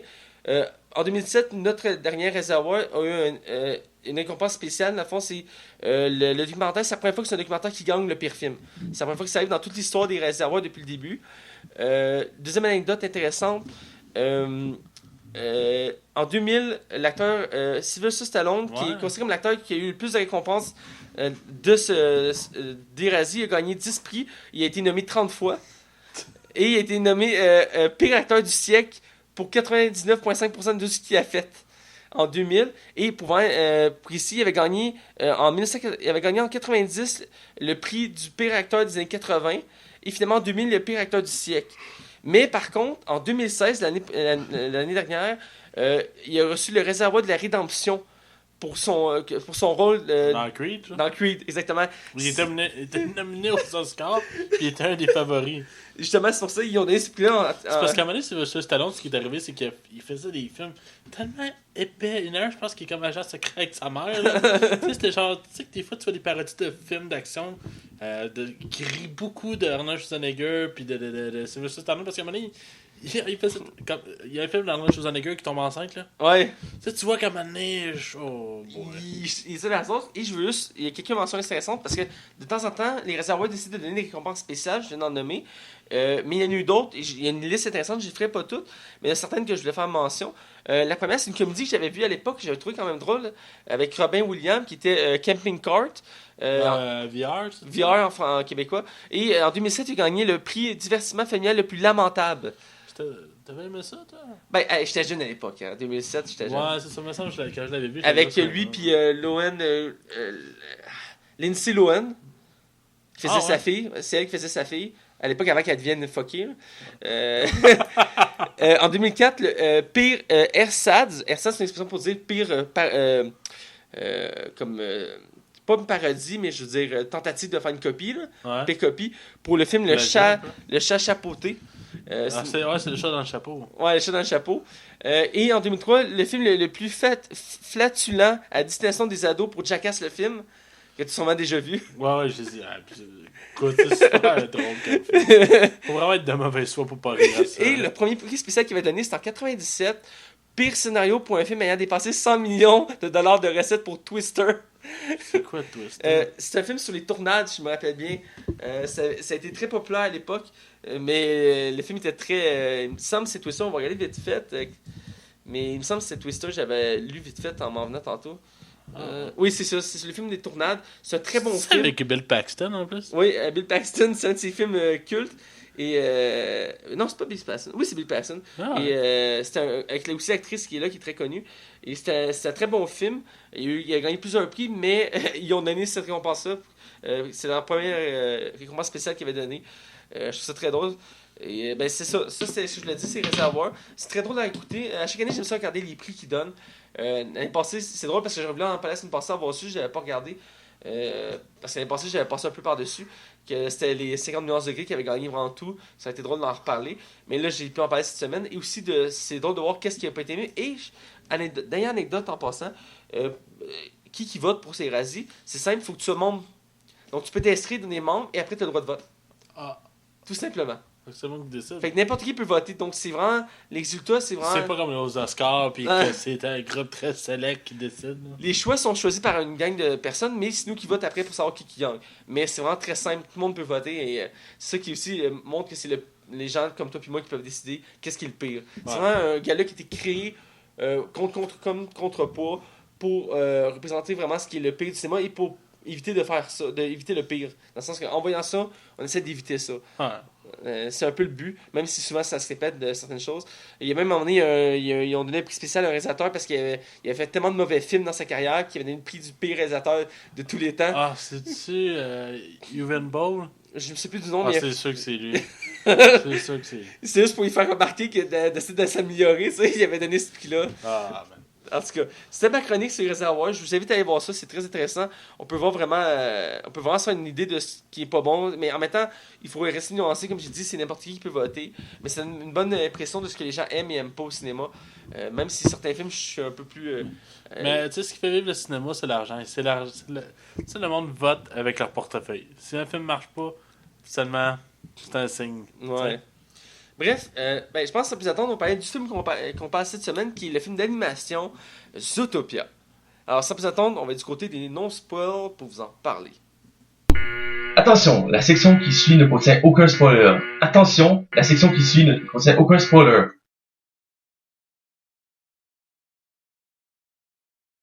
Alors, on est du côté de non-spoil, et cette semaine, on parle du film d'animation Zootopia, qui a été très apprécié du public. Je l'ai quand même très bien aimé. Il a gagné beaucoup de prix dans le Golden Globe, et il a été nominé aux Oscars. A-t-il gagné aux Oscars? Il me semble que oui, il a gagné aux Oscars. Il a gagné le meilleur film d'animation. En effet, il a gagné le meilleur film d'animation aux Oscars, c'est pas rien, là. Quand tu te rends jusqu'à là pour un film d'animation... Ben, il y a une section, hein, film d'animation, puis c'est rare que c'est pas Disney qui gagne. Ouais, c'est ça. C'est Disney et Pixar, tu sais, c'est... C'est souvent eux autres. Ouais. Puis c'est les deux, ils appartiennent au même maintenant. Et donc, les réalisateurs, c'est Byron Howard et Rich Moore. Les deux sont plus ou moins connus. Un a travaillé a fait le film Ralph, le film d'animation Ralph. Ouais, c'est Rich Moore dans le fond. Rich Moore a fait Ralph, qui est un très bon film d'animation que j'ai beaucoup aimé. Ouais, t'es en train de travailler sur le 2 en plus. Ouais, t'es en train de travailler sur le 2. Byron Howard, lui, a travaillé sur Bolt et sur Réponse. Réponse qui était un autre film très apprécié du public. Un des films les plus chers que tu nous as Ouais, annoncé. un des films les plus chers de toute l'histoire des films d'animation et qui a été quand même très apprécié du public, qui est un classique des contes. On le voit souvent passer sur Facebook, hein. Ouais. Excusez. Il y a une explosion, il y a une balle. Excusez. Cachez-vous, il y a une balle. Oh mon dieu, excusez. Excusez de ce bruit de guerre. Max est en manque de Rambo, là. Je suis du monde des terroristes. Allez, venez-vous-en! Donc, il y a quand même une grande brochette d'acteurs dans le casting, même si c'est un film d'animation, il faut souligner les fois. C'est du voice acting. Ouais, c'est du voice acting. L'actrice principale, c'est Jennifer Goodwin. Je pense qu'il faut dire Jennifer, genre. Jennifer Ouais, pour Goodwin. vrai, je pense que c'est Jennifer, ouais. On va y aller de même. Jennifer Goodwin, qui fait la lapin. Lapine. La lapinette. La lapinette, bref. Oh. Jason Barterman, lui, il Faut fait dire Batman. Batman. Dis-le avec un accent, genre, à la Bruce Willis. Batman. Batman. C'est bon. Et cet acteur-là fait c'est lui qui fait le renard. le renard, exactement. Idriss Elba, lui, c'est lui que je connais le plus de la gang, à part le prochain, je vais dire. Lui, il fait le maire de la ville, qui est Ouais, le lion. Ouais. Suivi de J.K. Simmons, qui lui aussi qui est très connu. C'est le maire de la ville. Là, on a... Attends, je viens de dire 2 fois le maire, là. Idriss, lui, c'est le policier. C'est le chef de la police. Ok, c'est ça, excuse-moi, j'ai inversé les deux. Simon joue le maire de la ville. J'ai inversé, excusez-moi, j'ai inversé. Donc, J.K. Simmons fait le maire lion et Idriss fait le c'est quoi, c'est un bœuf? Non, Idriss, c'est un lion. Idriss, c'est le lion c'est le maire. Ah oui, c'est ça. Excuse-moi. Excusez-nous, on s'est mêlés. Bon. Je me mêle, c'est vrai. Idriss fait le maire qui est le lion et J.K. Simmons fait le chef de police Exact. qui est un espèce de bœuf, je pense. Ouais, c'est ça. Ouais, bon. Et Shakira, elle fait la gazelle. Fait gazelle. Et Martin Matt fait Martin Matt. Fait le père de... Ben, en fait, on voulait souligner parce que dans la version québécoise du film, il existe 3 versions. Ouais. Anglaise, française de France et française québécoise. Souvent, ça arrive de plus en plus que les films d'animation sont doublés au Québec. Ouais, puis Et ils dans pognent ce- des têtes d'affiche. Là. Ouais, et des fois même ils prennent des personnes inusitées, comme dans ce cas-ci, on a pris Martin Matt pour faire le père du personnage principal, Hein? dont le père lapin. Et que je trouve qu'on reconnaît pas trop sa voix, il a bien travaillé ça. Ah, tu trouves? Ben, ça prend du temps avant de reconnaître sa voix. Je trouve que c'était pas bon. Hein. Sérieux? T'aimes jamais rien. Allez, Lapine, n'aie pas peur, attaque! Max, t'aimes jamais rien. Non, mais c'est vrai, je l'ai bien, là. Je le fais comme lui. Là. Ouais, mais laisse une chance, c'est un humoriste, ok? Ben ouais, c'est correct. Puis il a fait Mais- mieux que dans l'intro. Il est juste là, moi. Je pense que le seul bout d'intro 1 qui était drôle, c'était quand il pète une coche là, avec sa petite Ah. barbiche. En tout cas, il croit pas. Hein. Oh, mais hein. Et Jenny Slade, qui est genre un des personnages que j'ai oublié son importance, mais c'est pas grave. Judy Slade, Non, c'est la méchante. Oui, c'est la Qui fait la secrétaire mouton. C'est fou parce que c'est un spoiler du film, on vient de dire. On est vraiment désolé. Pour une fois, c'est Max qui spoil. Je suis vraiment content. Bref, oubliez ce qu'on vient de dire. On en reparle dans le côté spoil. Là, on va rentrer dans le vif du sujet. Zootopia, c'est quoi? Zootopia, ça raconte. Mais attends. Je te coupe. Excuse-moi, je sais, t'aimes pas ça quand je fais ça. Mais j'étais comme 30 ans. Ouais, aujourd'hui, là, t'as pas de tête. T'en manques de Rainbow. Je veux juste parler du box-office vite, parce que c'est vraiment impressionnant. Tu me permets? Vas-y. Tu dis à chaque fois, c'est ça qui est drôle. C'est vraiment impressionnant. Non, mais c'est vrai que c'est impressionnant. Le film a coûté 150 millions. C'est déjà moins que Rapunzel, de 100 millions. Ben oui, mais Rapunzel, Je là. pense que c'était 250 millions. Ouais, 200 millions. Il a rapporté 1 milliard 24 millions. C'est de l'argent à tabarnak! Écoute, Je sais pas s'il s'attendait à qu'il fasse autant, mais écoute, je pense qu'il a battu même des films de Pixar, là. Écoute, c'est d'un calibre assez élevé aussi, ce film-là, je veux dire. Mais écoute, un bon film, ça parle. Ouais. Surtout les films pour enfants. Généralement, quand c'est bon, parce que tu sais, souvent, ce qui va arriver, c'est que les parents vont avec les enfants, fait que c'est 4 personnes, mettons, d'un coup de base. Tu sais, mettons, Ouais. 2 enfants, 2 adultes. Ça monte vite. Ça monte Mais vite. c'est la force des films d'animation, souvent, c'est ça qui fait que ça rapporte, c'est que c'est des familles complètes qui vont voir le film. Ouais. Juste pour Bon, ceux qui vas-y. connaissent pas, l'histoire c'est très simple, très simple. C'est une histoire originale. On suit dans le fond, c'est dans un monde que c'est les animaux qui sont notre société. Donc à place qu'il y ait des humains, mais c'est les moutons, les lions, les tigres, les lapins qui font la société. Ils ont une ville, Ouais. disant 4 quartiers qui représentent les 4 climats de la société. Un quartier froid, un quartier humide, un quartier sec, un quartier normal, qui représente les 4 sociétés. Et autour de ça, ben, la civilisation est séparée en deux. On a le côté prédateur et le côté proie, et qui vivent en communauté ensemble. Et c'est vraiment, le film est très intéressant parce qu'il fait une comparaison à notre société. Ouais. C'est ça qui a fait aussi la force du film. J'en reviendrai dans le côté spoil pour en parler plus, mais c'est le principe du film. Et on suit, dans le fond... On va le dire, le message derrière, sans spoiler, rend ce film-là encore meilleur. On va en parler tantôt, je vais même te laisser si tu veux en aborder le sujet. Ouais, c'est bon. On suit dans le fond une lapine qui, elle, son rêve, c'est de devenir policière. Mhm. Et dans la société, c'est pas les proies qui sont les policiers, c'est les prédateurs. Donc là, elle fait tout pour réaliser son rêve.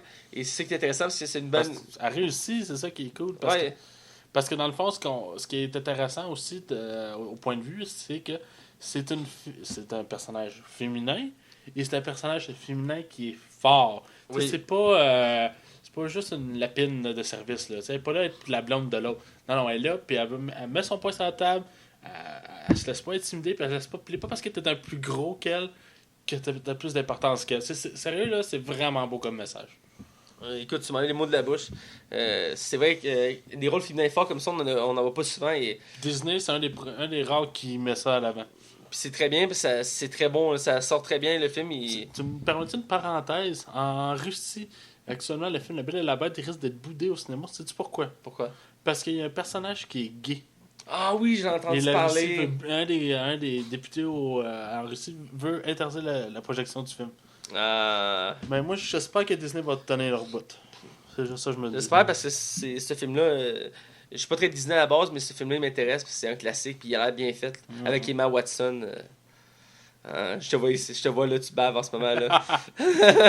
Bref, je veux que tu me parles comment c'est dur de pas être jeu d'acteur parce qu'ils font des rôles assez particuliers, des lapins, tout Non, ça. mais on peut parler de la qualité de l'animation. Mais ça, j'allais demander, qu'est-ce que tu penses de la qualité de l'animation? C'est vraiment beau, là, on va te le dire. Je pense que maintenant, c'est rendu dur de taper plus haut que ça. Écoute, c'est super bien fait, les textures, on parle de la ville. Tout le design de la ville, c'est vraiment beau.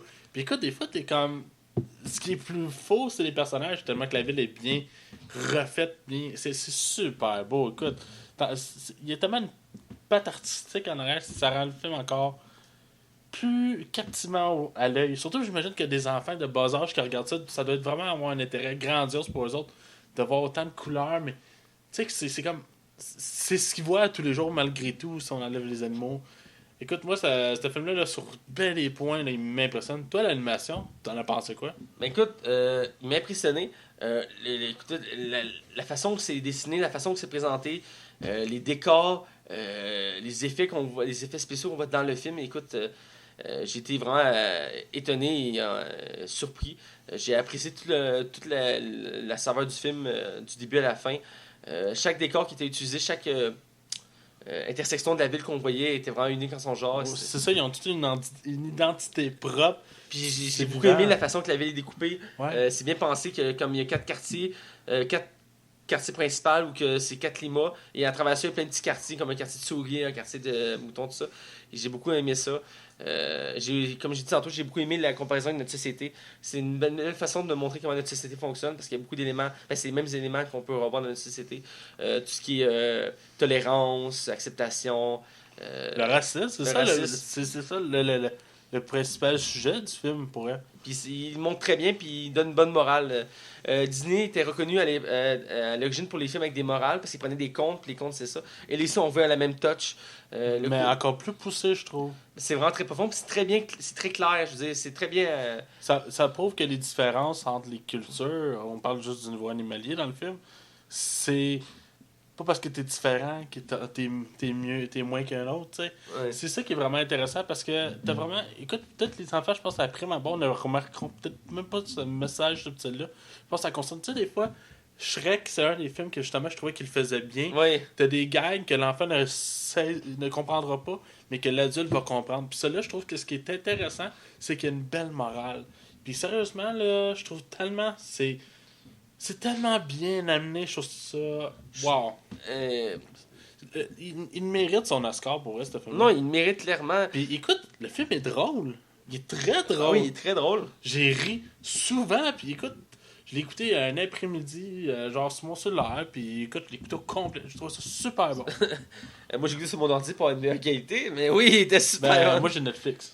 Ah, d'accord. Ouais. Ah, c'est le fun. J'ai pas d'argent comme ça lancé à travers les fenêtres. Fait que, Ça va venir, ça va venir. surtout que toi, t'en as pas, je sais pas quoi tu fais, là, mais c'est bien que ça.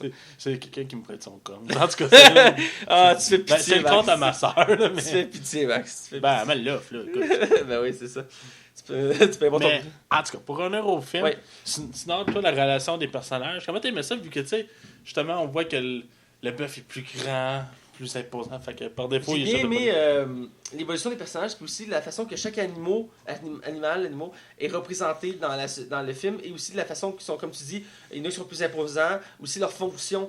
On voit qu'il y a des types d'animaux qui sont avec des fonctions fixes, qui montrent que c'est des tâches qu'ils sont obligés de faire, comme la lapine.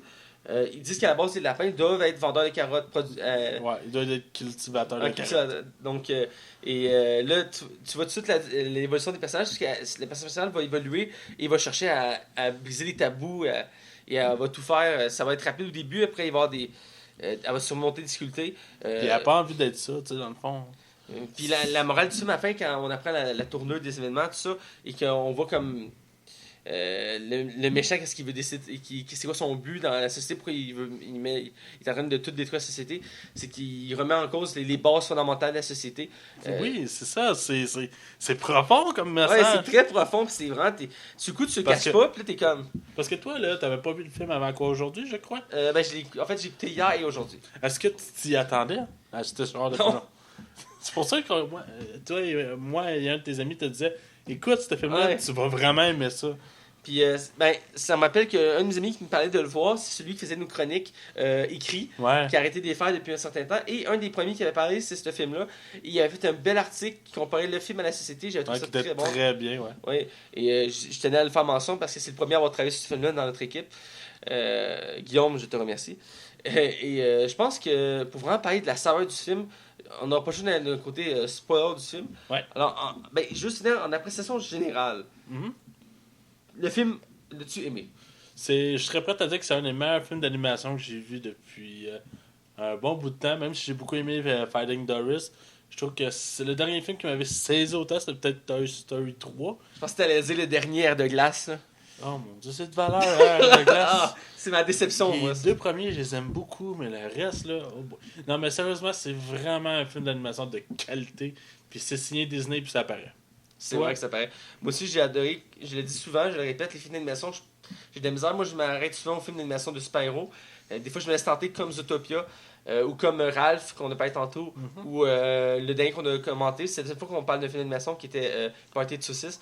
Ouais, et là, c'est plus pour toute famille. Et j'étais agréablement surpris, j'ai beaucoup aimé. Et c'est dans mes meilleurs films d'animation que j'ai vus. Ça m'appelle ceux que j'écoutais quand j'étais petit et que j'aimais beaucoup. Et je commence à apprécier de plus en plus ce genre de films-là. Vraiment, là, j'ai des amis qui que tous les films d'animation qui sortent. Moi aussi, j'aime vraiment beaucoup ça.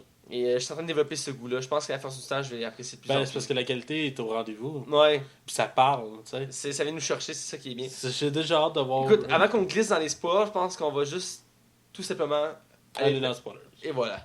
Attention, la section qui suit concerne les spoilers. Je répète, attention, la section qui suit concerne les spoilers.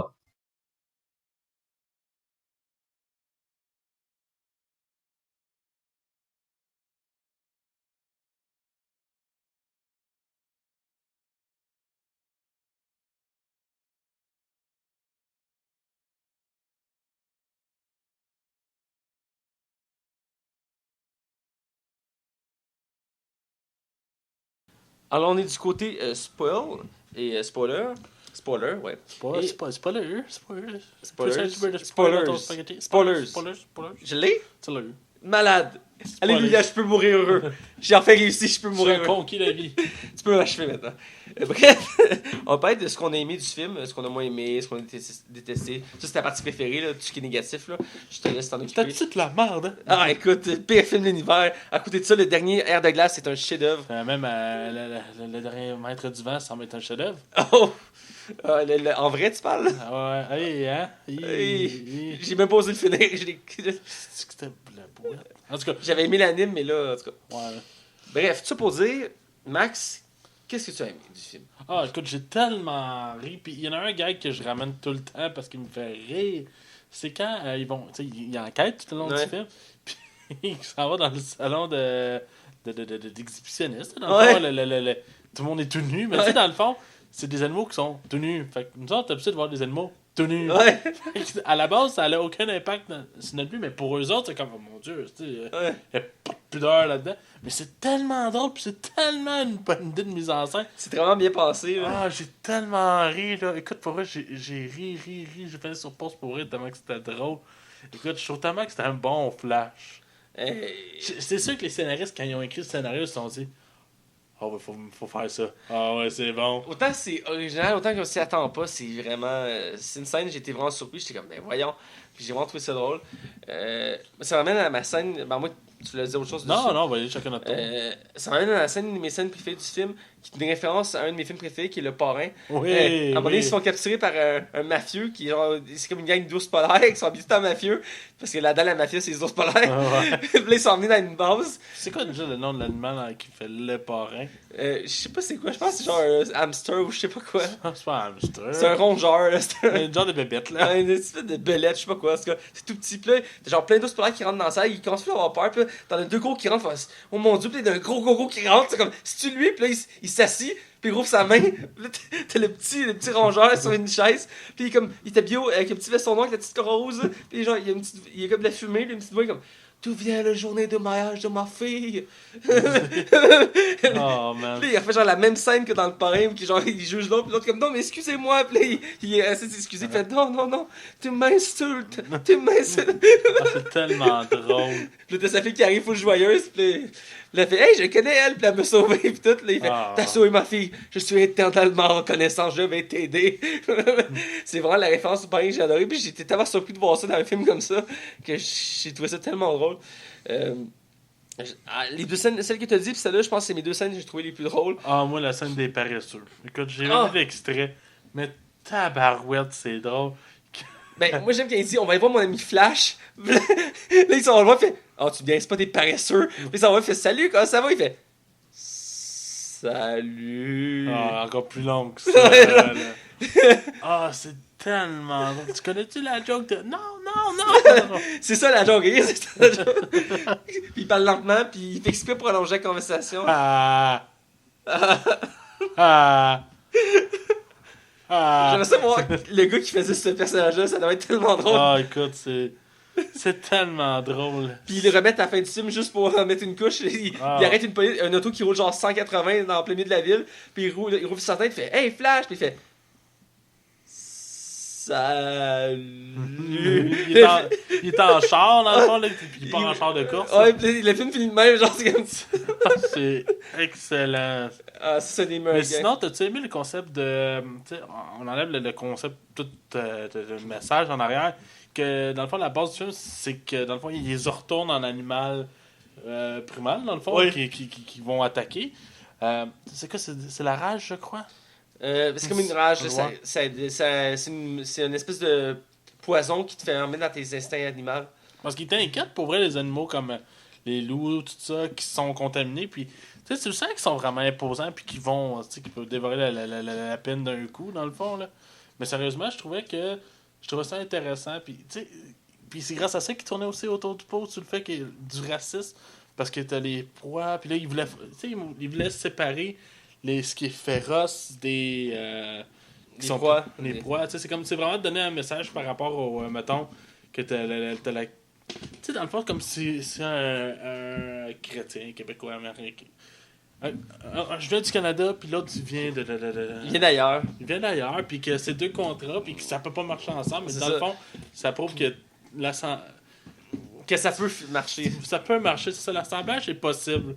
Puis je trouve ça beau. Un des meilleurs éléments, c'est aussi la relation entre le personnage principal et le deuxième, qui est le renard, le lapin et le renard. Ouais. Que dans la société, ils disent que les deux peuvent être amis. Ouais, exact. Qui sont opposés et, contre toute attente, ils vont prouver qu'ils peuvent être amis et bien s'entendre. Parce que les renards là-dedans sont considérés comme des voleurs, du monde mauvais, dans le fond. Puis même dès le début, ils nous mettent l'impression de ça parce qu'on apprend que le premier renard qu'on voit, ben, c'est un voleur parce qu'il il prend un popsicle puis il fait plein de popsicles avec, qui revend, puis l'autre n'est pas contente.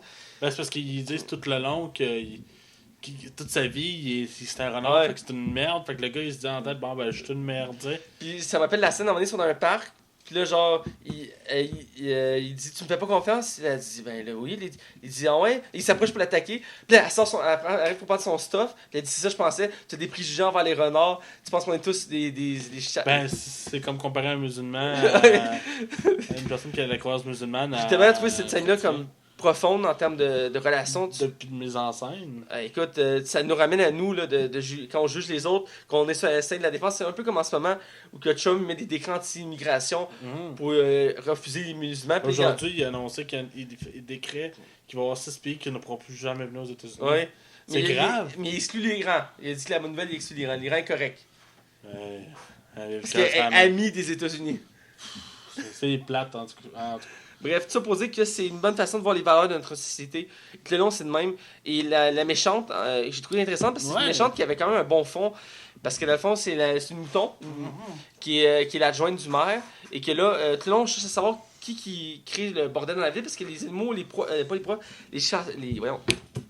prédateurs commencent à redonner sauvage et attaquer tout le monde. C'est un bon terme. C'est prédateur, je pensais à primal, mais c'est vrai. Ouais, c'est prédateur. Et là, ils commencent à accuser les prédateurs. Fait que les prédateurs ils commencent à être mal vus dans la société.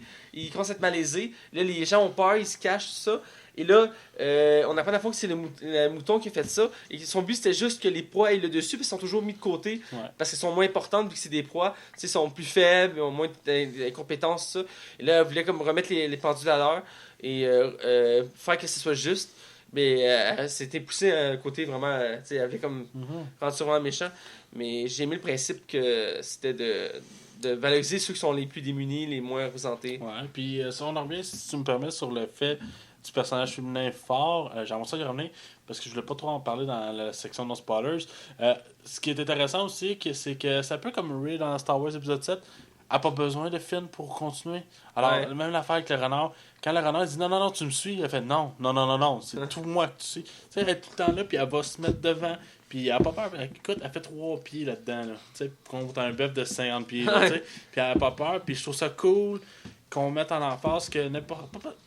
Parce que, tu sais, ils disent que c'est une lapine qui n'a pas le droit de rien faire, mais dans le fond, c'est comme si dire dans la vraie vie qu'une femme, c'est faible, ça peut pas rien faire, c'est pas vrai, tu sais. tellement... j'adore ça. Là, c'est une phrase qui pourrait offenser cette personne, mais je tiens à le préciser d'avance. Mais il y a une citation qui était sortie quand Trump a gagné les élections. Il avait dit « Une femme peut tout être, sauf présidente ». Puis cette phrase-là avait fait le tour des médias, puis ça avait fait... Beaucoup de groupes féministes étaient en maudit. Avec raison. Puis c'est un politicien qui avait dit ça, il s'avait vraiment foutu la merde. Et je veux dire, c'est une preuve qu'on juge... Mais en même temps, en quelque part, on embarque dans la politique, mais ça a l'air d'être vrai. Puis je vais te dire pourquoi. Mais je dis pas qu'une femme ne peut pas être compétente comme présidente. Mais j'ai l'impression aussi qu'il y a tellement d'arriérés aux États-Unis qui veulent tellement pas avoir une femme au pouvoir. Ils ont tellement peur du changement que il n'est pas question, on aime mieux se garder un homme. Tu sais, j'ai l'impression que c'est une des raisons pourquoi une des politiciennes comme Pauline Marois, même si j'ai pas tant aimé son travail, a eu de la misère à rester au pouvoir, c'est que c'était une femme, tu sais. Je trouve je trouve ça complètement dommage. absurde. Ouais, c'est vraiment absurde, surtout la société de nos jours, qu'on dit qu'on accepte tout. Et... Ben, c'est la génération qui s'en vient qui va tout accepter. Mais c'est plate, faut attendre. Ouais. Parce que là, on déraille Ouais, un peu. non. Ben, Non. écoute, ça prouve que le film porte en réflexion. Non, c'est ça, c'est le but de ce film-là. Si on l'écoute bien, on voit qu'il y a beaucoup de réflexions à faire. Puis c'est ça qui est bien de ce film-là. J'essaie de me rappeler les scènes marquantes du film. Il y a une scène je me rappelle, c'est au début, la première poursuite qu'elle va faire, elle va poursuivre un voleur à travers la ville et elle va se trouver dans le quartier des souris. Et là, tout va être un mini-quartier. Et c'est juste pour montrer que chaque quartier, c'est comme les quartiers chinois, le quartier lapin. Là, c'est comme le quartier souris, comme des petites maisons, des petites rues. Puis à un moment donné, il accroche une tour, puis il tombe toutes ces autres tours, puis elle les attrape. C'est comme un domino, puis elle les replace. Dans dedans, des souris qui capotent. Tu t'imagines, c'est comme des gens comme toi, puis moi. C'est tellement des bons plages. Mais c'est ça qui remplit le film à grandeur. Ah, sérieux, là. Ah, écoute. Écoute, je suis sûr que tu t'es resté bête par rapport à ce film-là. Bête? Dans le sens que, wow, c'est bon. Ouais. Tu t'attendais pas à ça. Il y a un autre élément que j'ai aimé, c'était pour montrer la contradiction dans la société, c'est au poste de police, le gars qui est à l'accueil, c'est un fauve. Ouais. Et lui, c'est le plus gentil de la gang. Il est genre full social, full joyeux. Il est full gentil. Il se fait mettre dehors. Il se met dehors parce qu'il est un fauve. Tu sais, parce que à un moment donné dans le film, les prédateurs sont mal vus, fait que là, il n'a plus le droit d'être à l'accueil. Ouais, parce que c'est un gros minou, dans le fond. Ouais, c'est un gros minou full gentil, mais vu qu'il a un aspect de lion, mais là, de tigre, mais là, il fait peur aux gens. Fait que là, Ça se veut comme un personnage homosexuel, hein. un peu, il est comme très jovial, tout ça. Ouais, c'est ça. Il le mentionne pas parce qu'on sent pas le besoin de le mentionner. Ouais. Mais, tu sais, c'est un autre beau coup de pouce de Disney. Mais oui, t'as raison, il est là, puis dans le fond, il est pas une menace. Il en est la preuve. Ouais, c'est ça. Arrêtez de le prendre pour une menace, c'est une bonne personne.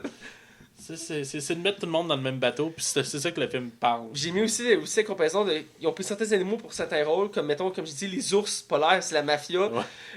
C'est un bon plage. Les gardes du corps, c'est des loups. Ouais. J'ai aimé ça, c'est vraiment nice.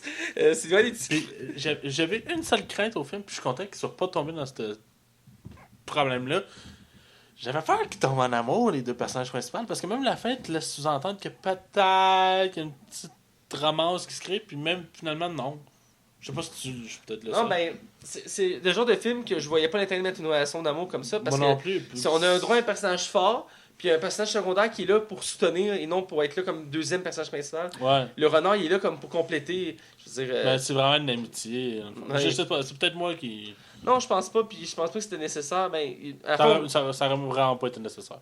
ouais. Rogue One, autant que j'ai été déçu du film, lui aussi il le fait bien comme ça. Ah, Disney, vous êtes en avance sur votre temps, puis c'est quand les autres suivent pas. Surtout toi, Max, hein. Faut t'apprendre à suivre. Le pédale. Parce que j'ai pas aimé Rogue One. Écoute, on va devoir travailler ça. Hein. Autant que moi, faut que je sois plus critique, toi, faut que tu sois mettre de l'eau dans ton vin. Ah, ok. Hey, j'ai quand même pas donné un 1. Ça aurait pu. J'ai donné 2.5, c'est pas tant. Ben oui. Ok, j'ai donné la même note à Suicide Squad, mais tu sais. Excusez-moi, on arrête un instant, je vais péter la gueule, puis on revient. Tu vas voir, j'aime ça.